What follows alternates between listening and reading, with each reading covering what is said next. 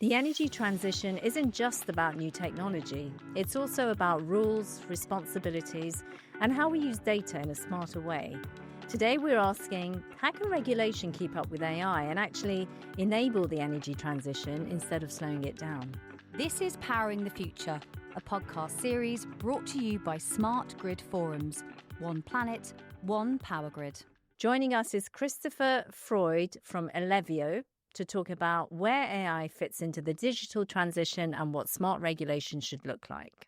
Kristofer, thank you so much for joining us today. It's great to have you on the podcast. Thank you for having me and being here. Fantastic. So, Kristofer, before we dive into the questions, I'd just like to understand or give our audience an understanding of your role and responsibilities within Ellevio. So perhaps you can give us a few words on that. Yeah, sure. So I have the role of Senior Vice President, Strategy and Business Development, and I've had it for 5 years and part of the executive management team. But I have almost 10 years at the company, and before that, actually, I did some consulting work. So I think I know the company and how it has progressed along the years quite well. And my role actually entails a couple of key things. Of course, as the title, you can kind of conclude from the title, strategy is a key component, and working with the overall company strategy and making sure that we have a strategic alignment of what we're doing, that we have the business plan is really helping us to achieve our long-term goals. Another part is M&A, mergers and acquisitions. So we have had that on the agenda for the last 8 or 9 years, actually. So we as an industry in Sweden, we have 160 grid companies. So it's a very good opportunity to do some consolidation of the market. Another part, new business development, and I think that is maybe the most fun one. So being kind of to be a bit of innovation. So what's happening in the short and midterm and long term. So what are our bets on battery or energy storage, hydrogen or offshore wind? So how to position Ellevio in the right way to be able to capture value and helping our customers in the best way. And the last part is our non-regulated business. So a couple of years back, we started a company called Ellevio Energy Solutions, which is one of the leading companies when it comes to large energy storage in large-scale energy storage in Sweden. And that company has also invested in a virtual power plant or optimizer and offering power as a service solutions to data center and industry players and transport companies. So it's kind of a broad role and working quite a bit both with internal stakeholders and external customers and stakeholders. Right. Okay. Yeah, it sounds very diverse and also very innovation-led. So very exciting. So, Kristofer, in terms of where we are in the energy transition at the moment, I think we're at a fairly critical point right now. The pace of digital development is really speeding up. What are some of the priorities within Ellevio, the priority projects that you're working on to aid the energy transition? I mean, I think we are in a electrify everything era, and just the beginning of it. And what we can see in the last couple of years, we can see an increased demand for customer connection of large industry projects, and also transport companies are trying to electrify their fleet, and that of course affecting us as a grid company, as an energy company. We also have a changing regulatory environment that is affecting us, and also we need to understand that to be able to do the right type of investments at the right place to get the right benefits of the energy system. And the last couple of years, I mean, I think affecting everyone, AI. So we have a big transition, not just to build more grids and new grids and to leverage flexibility in the grid in a better way, but also leverage technology and AI. And I think that is something that is really interesting. It's kind of uncharted territory for everyone. So that is something that we have started to work with, but I expect in the upcoming years we need to accelerate even more in that space as well. Right. Okay. I'd just like to pick up on the regulation aspect of things in terms of how you're navigating, how Ellevio is navigating the regulatory landscape.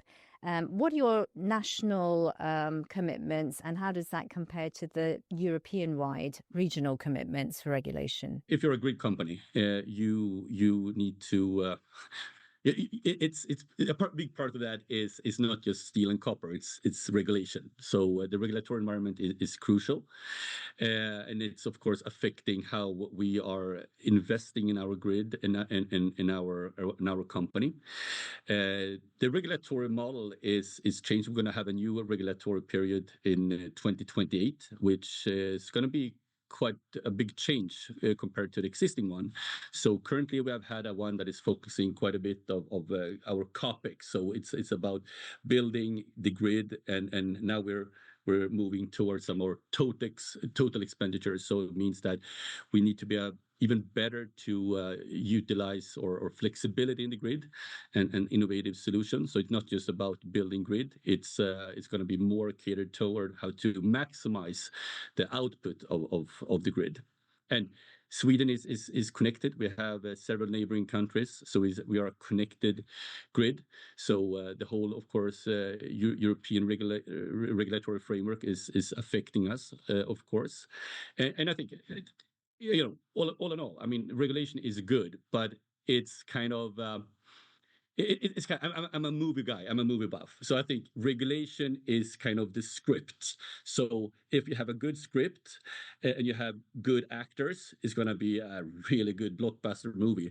But if the script is a bit off, and even if you have the good starring movie actors, not going to be a good movie. And I think the regulation has a crucial role of being that perfect script. And currently we having some issues with the regulatory environment that we're seeing, that especially it comes to a couple of areas, but especially when it comes to the returns. So the weighted average cost of capital, we're seeing a figure that is extremely low. It's, I think, what I mean, a couple of days ago, it's 1.771. So with that type of returns, of course, we will not have an energy transition. So that is kind of the key question: how to work with the regulator and politicians to understand how to have a long-term, a balanced regulation that really helps Sweden as a country to invest in the right type of infrastructures when it comes to the grid. So that, I think, is a key component. Okay, and so the regulatory environment is changing. You're at a pivotal point with that right now. What excites you most about what's ahead with regulation? How do you think the new regulation is really going to propel utilities forward? I think a couple of things. One thing is that we need to be better of utilization the grid and flexibility, being better to understand what's behind the meter solutions and actually how to do sector coupling. So it's about really kind of transforming the grids to more being part of a system and also to being more efficient. And I think that's, I mean, the meaning of the regulation, the new regulation, is, I think, is really good in many aspects, and I think also it's helping the customers in a better way. And sometimes I think we have been more silo oriented. Now with the new regulation, it's more including of system thinking and digital thinking, in a sense. So I think it's good.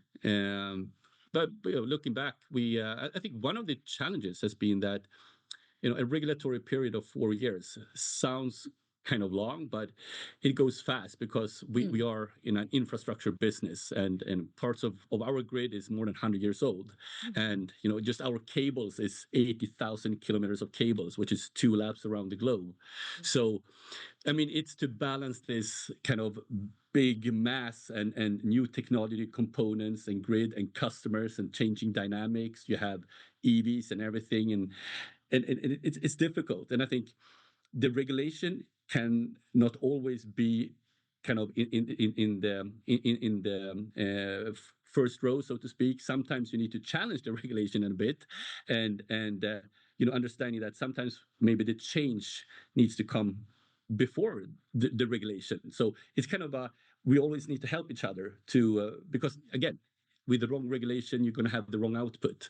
So it's got to be a partnership model, basically, with the regulator. Absolutely. Yeah. Now, you mentioned AI. I think everyone's excited about AI. Some people are fearful of AI. Where do you sit on AI? We started the journey quite early in after ChatGPT actually were released, and I think we have had the right approach. We have been always curious. I think that is part of our DNA, but also been. Again, we are a bit reluctant to doing pilots. Pilots should be able to do if we can really scale them. And the AI landscape has changed so much. So we have been in a more exploratory phase, so to speak.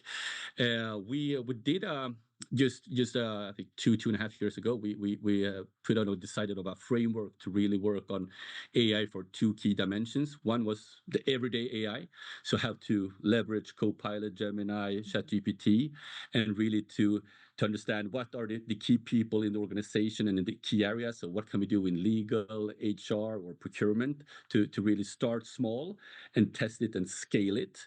And then we, about a year ago, we started with a more game-changing one. So how to really increase, for example, machine learning in our prognosis forecast, how to use AI when it comes to connection process or predictive maintenance, and those type of more game-changing activities are more difficult. We have actually, to be honest, been struggling to see the full potential of it.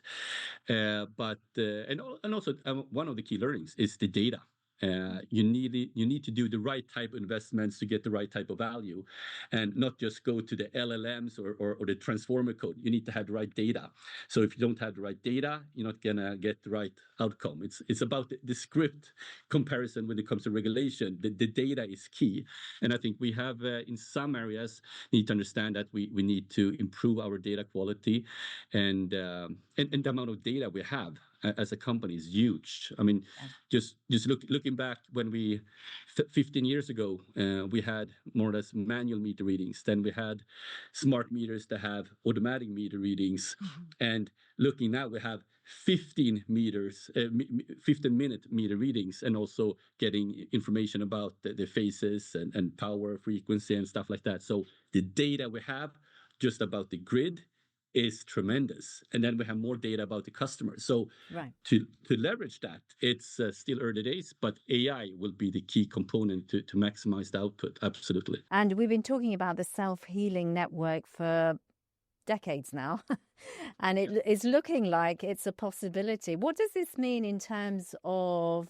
in terms of the grid's workforce, in terms of the overheads, in terms of how it can operate autonomously, but also securely in the future? Yeah, great question. And I mean, being in a company where you have a lot of engineers and the technology mindset,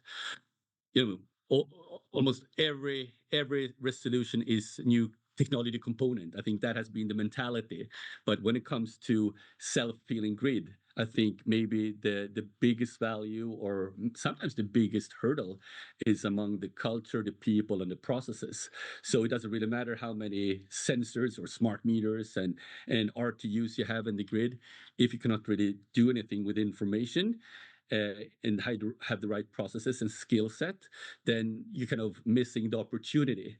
So we have been talking with the future of the grid, or smart grid. The term has been there for, like, I don't know, 2 decades, but nothing has really happened. What we have done in the last couple of years is really implementing more of trying to develop our secondary substations to more of real-time metering, so we can increase not just the monitoring and control, but as you alluded to, the automation. And we have developed solutions and implemented solutions as Fleaser, so fault location, isolation, service restoration solution. So I think we're getting to see these improvements, and the value is when it can really scale it, and not just having parts of the grid, but actually having the whole grid, and maybe connect it also to the TSO level and to the end customers as well. So the smart grid is finally getting some value for the money, so to speak. Yeah, absolutely. Well, that's fantastic. Thank you so much for those insights, Kristofer.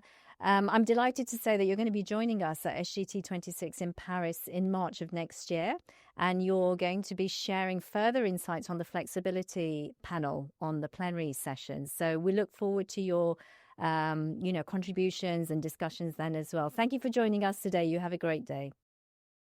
Thank you. Join us again next time as we unpack another big topic shaping the future of the power grid. Don't forget to subscribe to our YouTube channel, Smart Grid Forums, and to follow us on LinkedIn. Until then, thanks for watching and listening. This is Powering the Future, a podcast series brought to you by Smart Grid Forums. One planet, one power grid.